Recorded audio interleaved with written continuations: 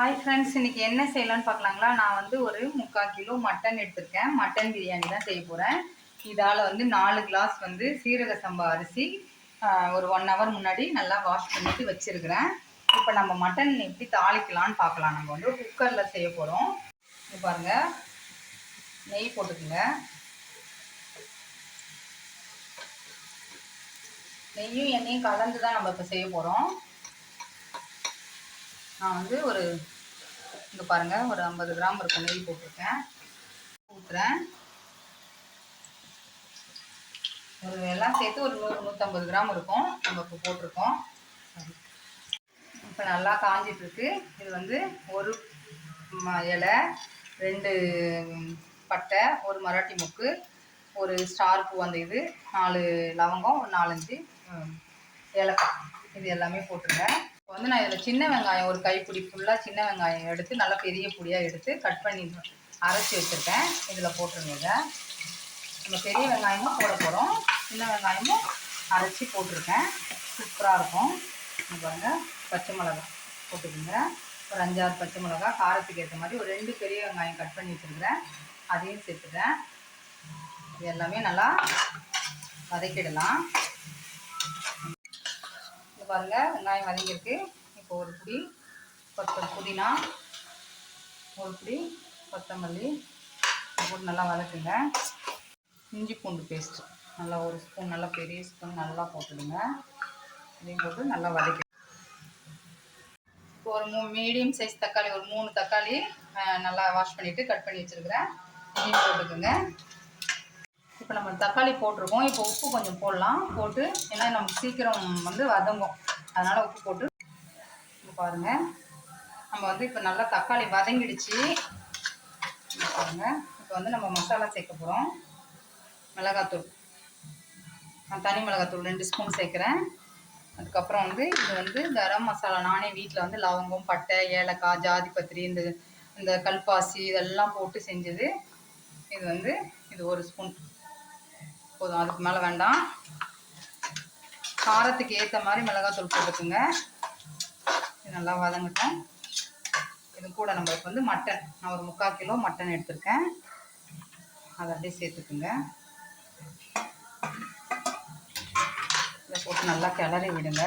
நல்லா அந்த மசாலா எல்லாம் சேர்ந்து நமக்கு இதாகட்டும். உங்களுக்கு எவ்வளோ காரம் தேவையோ அவ்வளோ காரம் போட்டுங்க. நான் கொஞ்சம் காரம் அதிகமாக வேணும்னு தான் போட்டிருக்கேன்.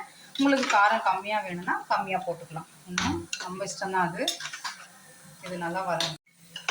இது பாருங்கள், நல்லா வந்து கிளறி விட்டுருங்க. இப்போ வந்து தயிர், கொஞ்சம் தயிர் போட்டுக்குங்க. அது கூட வந்து கொஞ்சமாக லெமன், ஒரு லெமன் அப்படி பெரிய லெமனாக எடுத்து அதையும் போட்டுங்க. இது எல்லாமே நல்லா கலந்து விடுங்க.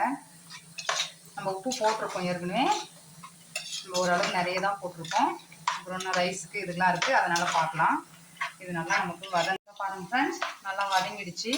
இப்போ நான் அந்த அரிசி ஊற வச்சேன் பார்த்தீங்களா, அந்த தண்ணியிலே தான் கொஞ்சம் எடுத்திருக்கேன். ஒரு 1.5-2 கிளாஸ் பக்கம் எடுத்திருக்கேன். இது நம்ம வந்து குக்கரில் வந்து இப்போ விசில் விட போகிறோம். ஒரு 5 விசில் விட்டுக்குங்க. ஏன்னா எனக்கு வந்து இந்த கறி வந்து சாஃப்டாக இருக்குது. எனக்கு 5 விசில் வந்தால் போதும். இங்கே பாருங்கள், இது அப்படியே நம்ம 5 விசில் விட்டுட்டு அதுக்கப்புறம் நம்ம இங்கே பாருங்கள், இந்த அளவுக்கு தண்ணி இங்கே பாருங்கள் எப்படி இருக்குது. இப்படி இருந்தால் போதும் நமக்கு. இப்போதைக்கு நம்ம குக்கர் போட்டு மூடி ஒரு 5-6 விசில் விட்டுடலாம். மூடி விட்டுருங்க. இங்கே பாருங்கள், ஃப்ரெஷ்ஷாக போயிடுச்சு. இங்கே பாருங்கள் எவ்வளோ சூப்பராக இருக்குது. தெரியுதா? கிட்ட காட்டுடா. இங்கே பாருங்கள், எண்ணெய் எல்லாம் அப்படியே மெதங்கி அப்படியே வந்துருக்கு பாருங்கள்.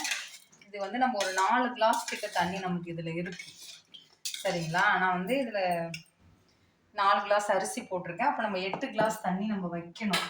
நான் ஏற்கனவே இங்கே பாருங்கள், இந்த அரிசி கழுவுன தண்ணியே ஒரு 4 கிளாஸ் பக்கம் எடுத்து வச்சுருக்கேன். சூடு பண்ணி தான் வச்சுருக்கேன். பச்சை தண்ணி ஊற்ற வேண்டாம், சுடு தண்ணி ஊற்றணும். இதை ஊற்றிட்டு நம்ம அடுப்பு இப்போ பற்ற வச்சுக்கலாம். இந்த கிளாஸால் நான் 4 கிளாஸ் அரிசி எடுத்திருக்கேன். சீரக சம்பா ரைஸ் 1 ஹவர் ஊற வச்சுருக்கேன். இதில் ஏற்கனவே 4 கிளாஸ் தண்ணி ஊற்றிருக்கேன். நான் 1க்கு 2 தான் வைக்கிறேன். இது வந்து நல்லாயிருக்கும் நமக்கு. இப்போ வந்து இது தண்ணி நம்ம இது கொஞ்சம் கொதிக்கட்டும். கொதிக்குதுங்க பாருங்கள் ஃப்ரெண்ட்ஸ். இப்போ வந்து நம்ம அரிசி போடுறோம். போட்டுட்டு நம்ம உப்பு செக் பண்ணிவிட்டு லைட்டாக நம்ம கொத்தமல்லி புதினா தூவிட்டு அப்படியே தம்மு போட்டுடலாம். ஒரு விசில் வந்துட்டு ஒரு 5 மினிட்ஸ் தம், அவ்வளோதான். எப்பயுமே அந்த மெஷர்மெண்ட் தான் நமக்கு இருக்கணும். கொஞ்சம் தண்ணி இருக்குது, இது நான் ஊற்றிடுறேன். இப்போ வந்து உப்பு செக் பண்ணிக்கலாம் நம்ம. பாருங்க,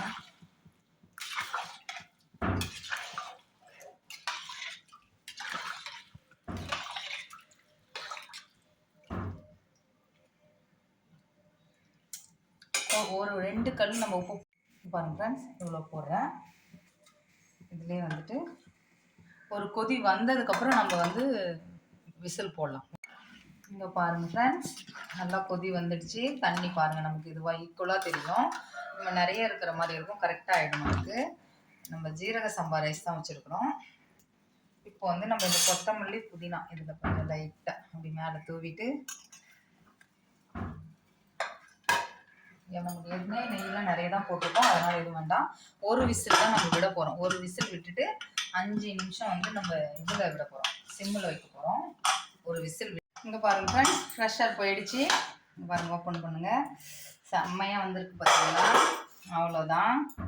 இங்கே பாருங்கள், தெரியுதா? சூப்பராக இருக்கும் ஃப்ரெண்ட்ஸ். உதிரி உதிரியாக கறி எல்லாம் அப்படியே நல்லா வெந்து, நம்ம தண்ணி வந்து திட்டோம், அவ்வளோதான். 1க்கு 2 வைங்க. பாஸ்மதி இந்த இது நமக்கு வந்து இதுவாக இருக்கும், செம்ம டேஸ்ட்டாக இருக்கும். அவ்வளோதான். ட்ரை பண்ணி பாருங்கள் வீட்டில். எப்படி வந்ததுன்னு சொல்லுங்கள். லைக் பண்ணுங்கள், ஷேர் பண்ணுங்கள், சப்ஸ்கிரைப் பண்ணுங்கள். நெக்ஸ்ட் வீடியோவில் பார்க்கலாம். Bye friends.